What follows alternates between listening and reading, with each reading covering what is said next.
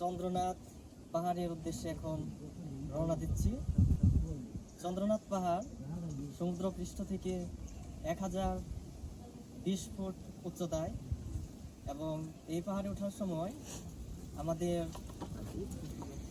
অনেক ভয়ঙ্কর রাস্তা পাড়ি দিতে হবে। একবার যদি এদিকে হয়ে যায় মৃত্যু অনিবার্য। এবং আমরা কিছু দূর যাব পাকা রাস্তা, তারপর যাব সিঁড়ি বেয়ে, এবং এরপর শুরু হবে আমাদের আঁকা বাঁকা ভালো রাস্তা। অনেক ভয়ঙ্কর রাস্তা পাড়ি দিতে হবে। একবার যদি এদিক সেদিক হয়ে যায় মৃত্যু অনিবার্য। সুতরাং আমাদের খুব সাবধানে আগাতে হবে। এবং